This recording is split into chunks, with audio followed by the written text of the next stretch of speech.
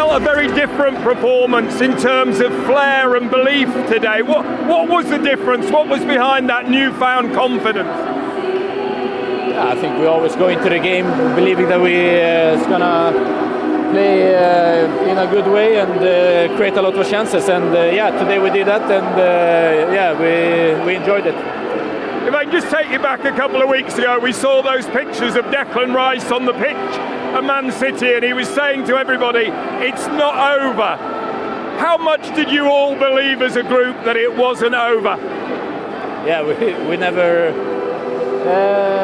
stopped believing, and we're not going to do it. So yeah, that's how it is, and we keep going. It's a lot to play for still, and we're just going to focus on the next one now. How good a week has this been for Arsenal and for you personally?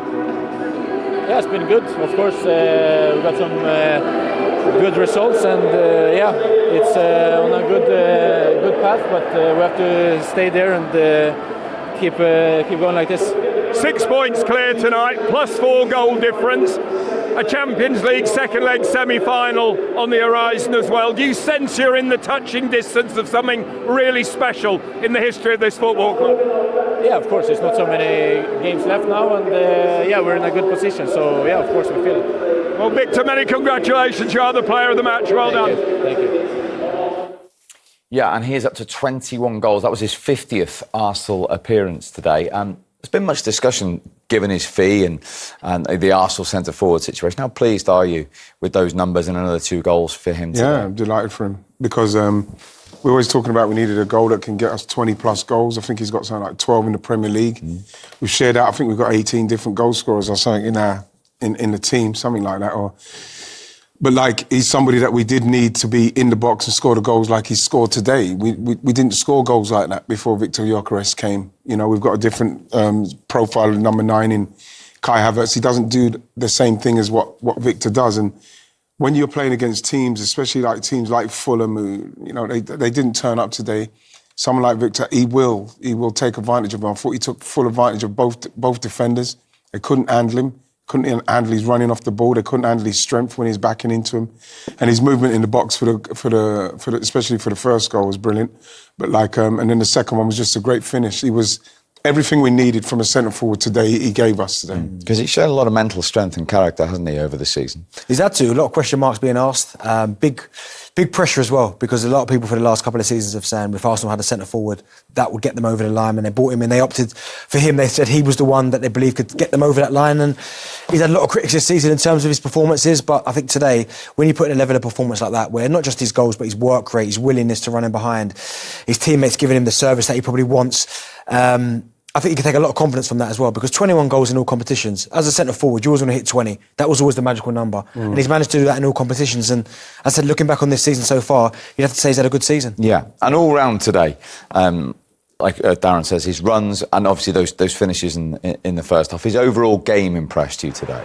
Yeah, because I remember I was watching obviously this is what we want him for in respect to being in the middle of the box. He's having to show a lot of aggression, a lot of strength, because he's in a very tight space and he's made that space for himself. This is what I loved. This is what we need. Look where we are in the pitch now. He's got us a foul right up there. People are saying he doesn't hold it up. The pitch that, exactly.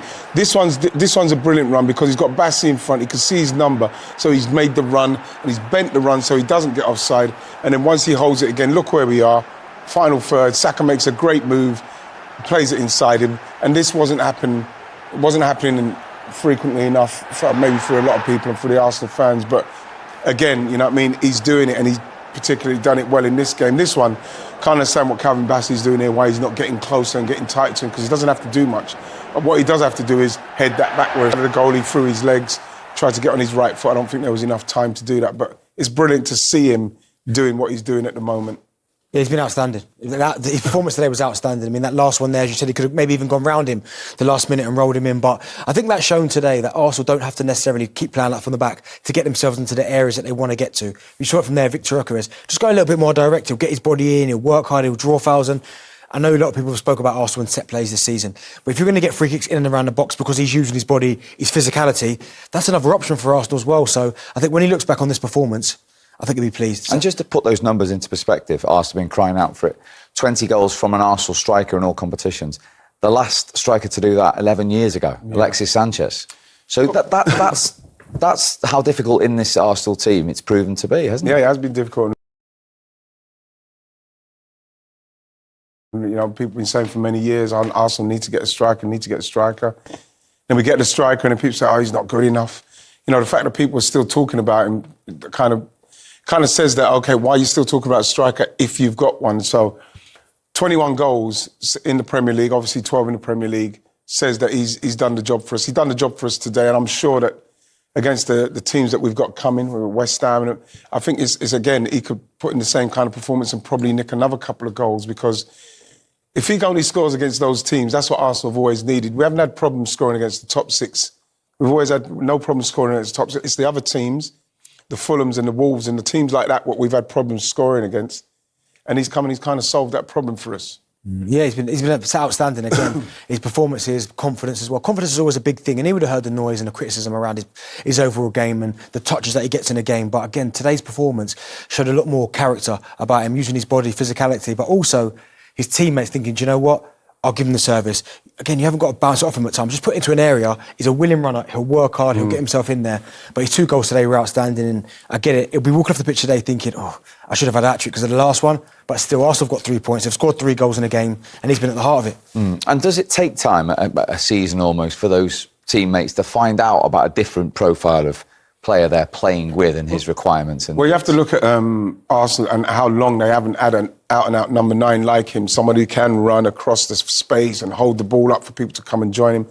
We haven't had that for many, many years. So you got Erdegaard, whether it's Erdegaard, Rice, whoever it is, they haven't been used to those kind of runs. And you've seen many occasions where he's made runs and people have not given him the ball because they're not used to passing that ball.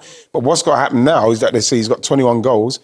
They saw a game like what he's done today. Obviously, he has to do that against even higher opposition, because if we can get the ball up there quicker, then we could cause problems.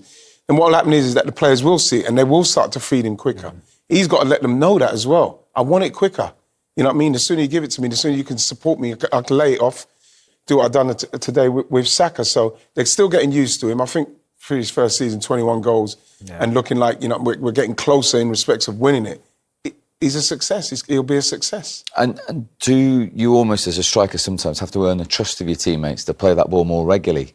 I think so. No, you've got to think as well. Arsenal haven't played with this profile of centre forward for some time now. Yeah. Kai Havertz has been brilliant at what he does. Even Moreno, when he's played up top, everything's been into feet, nothing in behind. So all of a sudden now, when you put a Viktor Gyökeres, whose strength is running behind and not coming to feet, it does take a little bit of time to get used to it.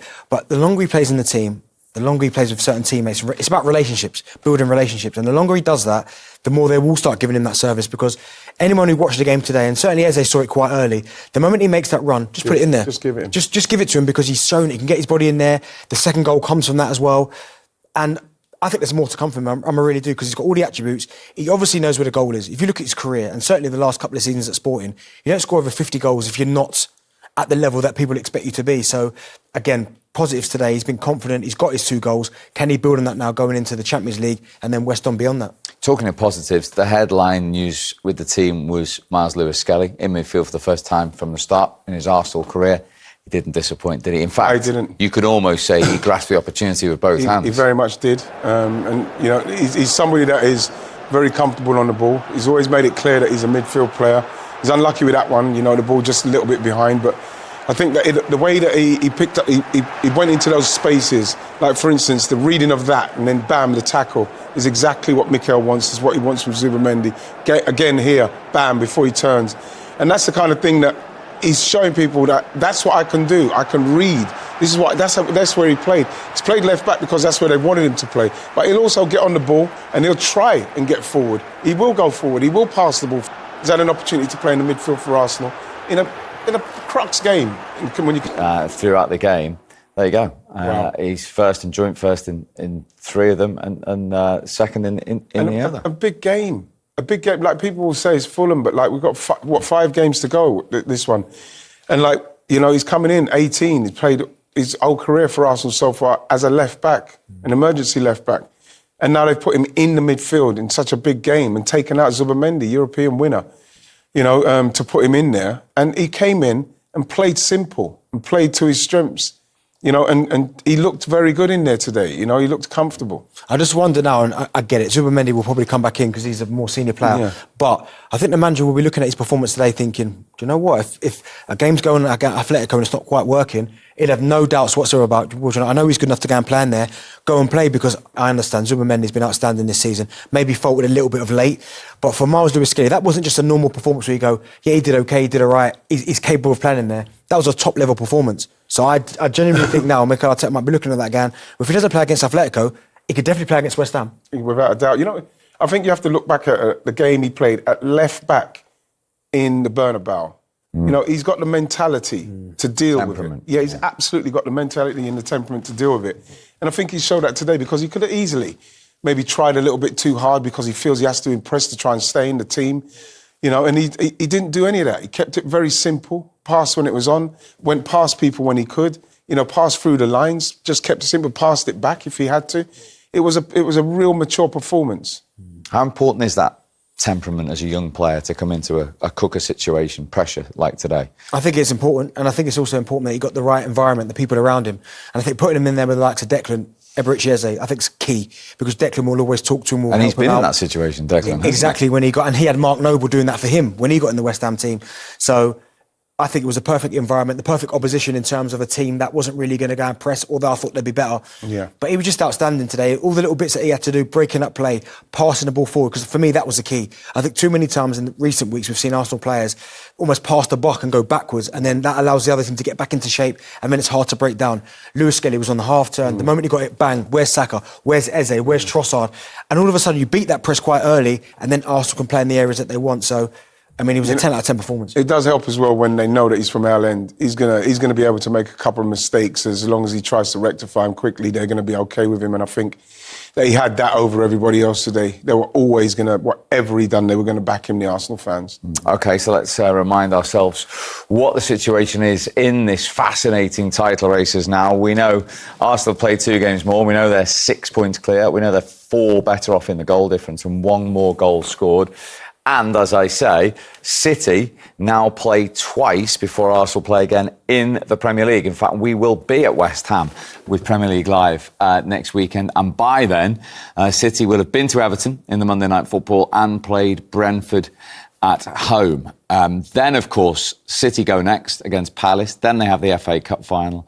Relegated Burnley at the Emirates. Then it's City again away at Bournemouth. And it's Palace and Villa, respectively, on the final day. And just another footnote to the Palace game, should it go to the final day, 4 days later, they could be playing in their very first major European final. So, you know, Palace are obviously looking to rest people. Palace will be looking to rest people for the final if they get there. Obviously, I'd love Palace to get to the final. But at the same time, you know, I'm not saying that they shouldn't play their best players, but they've got to do what they've got to do for Palace, because I think by that time, hopefully, City may have dropped points. Arsenal will have done it by then. That's what you're hoping. But it's still it's just great running now. You know something? I'm just happy with this win, because it's the first time in a long time I've watched an Arsenal game where I can relax and watch it. It's been gut-wrenching watching some of the times. Even the 1-0 the other day against Newcastle with that miss from Vissa, it still flashes in my mind. And to see us beat them that comfortably was a relief more than anything else. Yeah, well, it was their biggest win since February, since the North London derby. So there you have it.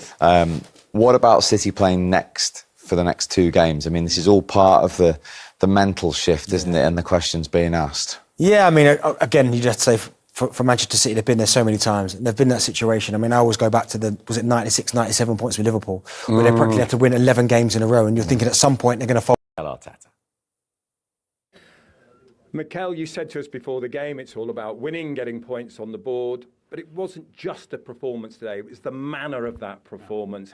How happy are you with that? It was a great team performance right from the beginning. There was some great individual performance as well, which is very important. So, we started the game like we wanted. Very aggressive, very lively, great combinations, a lot of attacking actions, really, really, really intense in the high press as well, and we got the crowd going, and when this stadium starts to create that kind of atmosphere, we make it really difficult for the opponent. when you're fighting on all fronts, there can be difficult moments in a season. You've endured that, coming off Champions League games and then not winning your next game. Today you ended that run. Was that very much in your mind with your team selection today? Yes, but especially the kind of game that we expected, and yeah, we had more players available as well. We've been missing some players. It's true that we lost a few players as well before the game, but I think it was a really good balance in terms of the qualities and the chemistries that we could find on the pitch, and then the boys delivered a great performance. Everybody outside of here has been talking about nerves and people being anxious, but there was no sign of that today. Did you feel this was a different Emirates and a freer performance and one of more expression? Yeah, I think we showed a lot of authority and determination and composure, and yeah, I think we brought a lot of energy to the stadium. They responded in a brilliant way, and yeah, that was a big win. We're going to hear from Miles Lewis-Skelly shortly. You spoke about him glowingly before the game. How impressed were you with that performance, given that he hadn't started in that position this season? I was impressed but not surprised, because I said it to you before, the way he's acting, the way he's trained every day, the way he's been in around the boys has been exceptional, and he has this quality, and I think the game suited him. We'll get into your favourite subject now, mathematics. 6 points clear. The goal difference is +4. As I've said to you many times, you've been on the side when you've gone on and lifted the trophy. Do you really sense now that you're fully in the driving seat with the games left to play? You've got 3, they've got 5. Game 2 done, another 3 to go. That's all I can say. How positive, though, are you and the mood within the camp? I mean, you had the blow up at City, but you've responded. That response was, you will know, it was crucial, was it not? Yeah. I mean, I think the team has been so consistent throughout the whole year. I think we won the most games in the history of this club in one season, and still the season hasn't been finished. So imagine what the boys are doing. You've got a second leg of a Champions League semi-final. How well does this set you up? We know Atletico rested all 11 players today. You didn't have that luxury, but does this victory give you some real momentum going into that? It's what it is. We have done a lot of rhythm, and we've been so used to playing every 3 days. We're going to play one of the biggest games in the history of this stadium. So what else do we want? Well done. Thank you. Biggest game in the history of the stadium, Atletico Madrid. But what he's been able to do is rest 5 outfield players today, still win comfortably, and have that in his mind before West Ham next weekend. That's the conversation at the start of the season. He's got the squad to do it this season, so this is why everybody's so nervous in the running, because we have got the players to change it around, to bring a Miles in, to rest 5 players. He's built that this season, so this is why, I don't know what people would say if we don't go on to do it, because I think that we've got the squad to do it. There's enough players rotation to get this done. So, I'm pleased that we're in this position, like you said, with 3 games to go. This is a perfect position to be in. And if you can get past Atletico Madrid, what a boost that would be for the last 3 games. Ideally, to have a Champions League final. This is what I was saying to Benty there. I'd love to be able to, like, City lose and then we beat, and then it's kind of like done, and then we could go to the Champions League as well with confidence. I do love Wrighty's fairy tale scripts. They're beautiful. Oh, God. I suffice to say there's a lot more water to go under the bridge yet. Benty, Wrighty, thank you very much indeed. Arsenal 6 clear, played 2 more after 3 goals and a comfortable 3 points. Take care. See you soon.